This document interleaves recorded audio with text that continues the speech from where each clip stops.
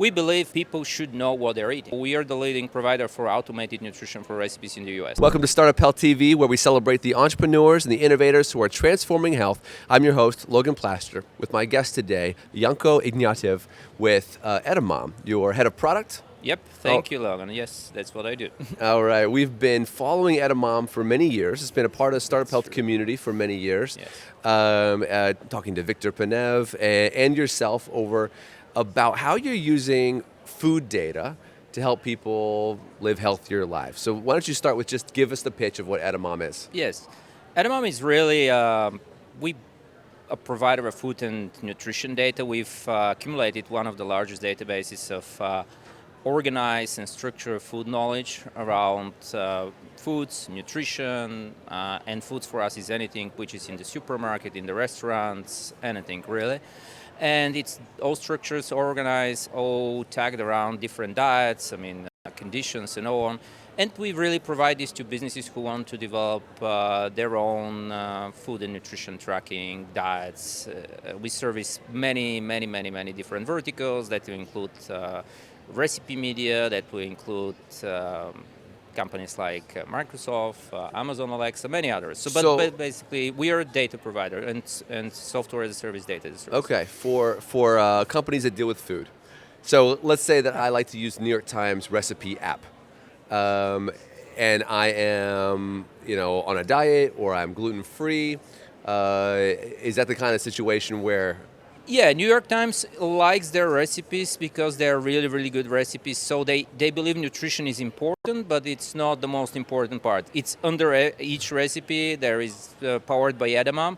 Oh, it is. But they don't care that much about if it's something is, gluten-free or things like that. They believe that people should know about certain things, but that's not what drives people to the New York Times property to cook. Okay. What drives them there is just high quality recipes, like good, really appetizing. But in terms food. of your involvement, Edamam does supply food data, to places like the New York Times. Yeah, recipes. New York Times is a client, Food Network, America's Test Kitchen, all these guys are. Are you the clients. leading provider of food data? I mean, those are pretty big names. But real-time nutrition, we are like, you can think about us about like automated nutritionists. So we are the leading provider for automated nutrition for recipes in the US. Yes, this is correct. Only software as a service, only platform for like businesses or for consumers as well? Only businesses. We've been like that for the last 10 years, really. 10 years, Basically, it's all business, and business needs have changed. But we believe in general that, and that's how our founder Victor started the company, was that people should know what they're eating. Yeah. Informed choices.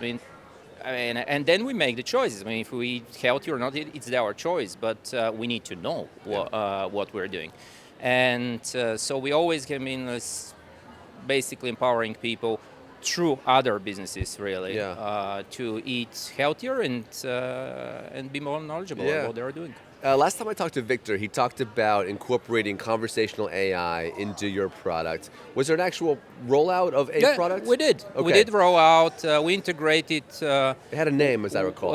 It's AI Assistant. AI Assistant, okay. But basically, it runs on top of our APIs. We provide our data via APIs. Okay. And it runs on top of them. It's powered by ChatGPT as of now, because that was the best quality and the fastest way to deploy it. So your data plus ChatGPT equals AI Assistant. Yeah, it's equals AI Whereas Assistant. without you, I might ask ChatGPT for a diet recommendation, and I might not know where that information comes from.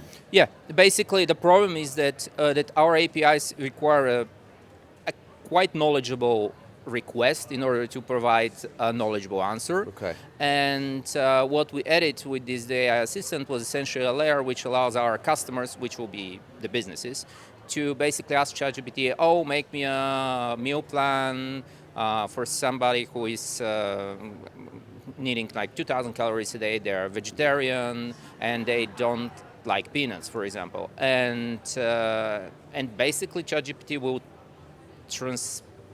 translate this request for Oh, us to okay. use in the API, but the data will be ours. Okay. So we are using ChatGPT only as a conversational interface, The layer. but the data is ours because, I mean, truth to be told, ChatGPT, I mean, and many others, but we use ChatGPT in this case, are great, but they're not always that accurate. Yeah. And you don't quite So, know when it's not accurate. So that's no, you never even if know. it's mostly accurate, it's like that one case that is problematic. I mean, we found that with meal. I mean, it just. I mean, they're creating data and they're counting on the vast amounts of data they've seen, and it's not all accurate data they've seen, and it's, as a result, what it's transcribing to you, it's not always accurate. I mean, that's life. I mean, it's everyday life. We talk, the two of us, and Yeah. you're giving me information based on your knowledge. I'm giving information on my knowledge. True. If the knowledge is incorrect, True. I can be completely confident that I'm telling you the truth, and I'm not. Yeah. So that's Interesting. their wish. Is that where you see the AI industry going in terms of tapping into discrete pools of more accurate data in order to improve? So You can Edamam plus ChatGPT equals a better meal recommendation. I mean, a lot of the information we have is not publicly available. We source it from many sources. We put it together, we organize it, and at the end of the day, what's the end result is just not publicly available. It's not there. I mean, so ChatGPT, there is nowhere for ChatGPT to or for any AI to really source it from. I mean, so, and that's true for other verticals as well. But the truth of the matter is that using the powerful technology, it's a great technology, by the way, and it's definitely the fiercest competitor we ever had. Yeah. I mean, I should tell you that. But the reality is that it's really good in organizing information and accessing information. But question is, what information? So if we add our information to the processing of an AI model, LM, large language model, that's the interesting things start happen, and we're definitely working in this direction. We're generating data with AI, and so we do a lot of things. One of the trends we've been watching over the last few years is just this interest in food being viewed as medicine, and Edamam is obviously right at the center of that. Yeah. There are times when it feels like that's just a buzz phrase that people throw around, but they're not serious about it. Sometimes it feels like, no, this is really a movement.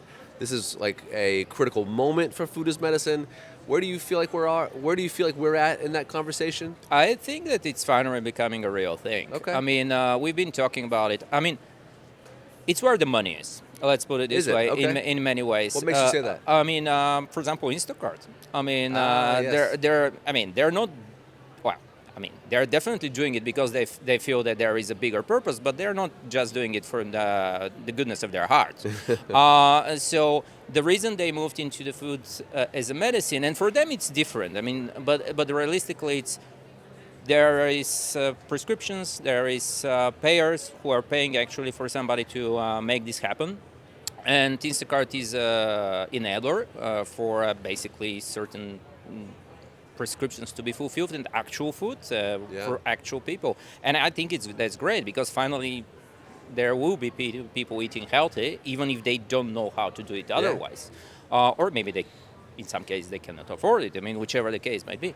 But I think it's definitely getting there. We are more on the advice side and the data side, so that somebody knows what to eat. But still, I mean, it's all part of the same system.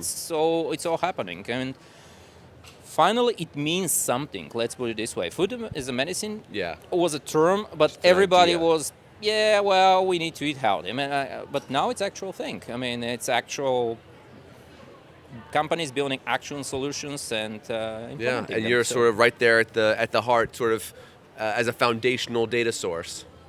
We feel that we're lucky we're there. I mean, after quite a few years building it, we feel lucky that AI appeared actually because it allows us to do things which we couldn't do before. Allows us to do things with our data which we couldn't do before and leverage it much better. So I'm fairly optimistic that these two trends are, and it's really interesting for us. That's awesome. Last question. What are you most excited about for the next 12 months in terms of, could be product, could be milestones, partners? I think that We will roll out quite a few things which are driven by leveraging LM models internally as a Okay. company. I'm a product guy, so I'll talk about Sure, product. sure, sure. And definitely we are starting generating high accurate content using AI. What do you mean by that? We're actually launching within the next 2 to 3 months. I mean, actually, most likely shorter, but a large database of AI-generated recipes Okay. with accurate nutrition. But it's generated using our own process. So basically, we Okay. are not counting just to ask, oh, give me a recipe for this, give me a recipe for that. We are having a rather rigorous internal process to make it sure that it answers right. Well, to its best ability, admittedly, but getting there. I mean, images and basically generating high quality content, which we can use to build meal planning and to build solutions around food as a medicine, right? Yeah, yeah, yeah. And that's one. And we're definitely the other area which are working, but that's a 12 months horizon. LLM model powered by our own data. Can I use it in the future one day to help me create dinners that my picky children will eat? Here are all the foods they don't like to eat, the vegetables, I mean, you can do it now with family meals. ChatGPT. Question is if you can really cook what it tells you. But yeah, I mean, that's the goal. The goal is to be able to ask it for essentially anything, which is within reason, and to generate for you the proper response. But again, we count on our data to make sure that we put guidelines and guardrails around it and make it work right. I mean, so I love very it. excited about it. I love it. mean, Yanko, thank you for taking the time with me, Oh, thank giving me you. an update on the product. I know you and Victor and the whole team have been working at this for a long time, since before Yeah. food as medicine was what it is today, and you're well positioned to really help companies scale what they're doing with your data. So I applaud what you're doing, and I wish you the best. Oh, thank you. I really All appreciate right, it. thanks. Looking forward to. All right, take care.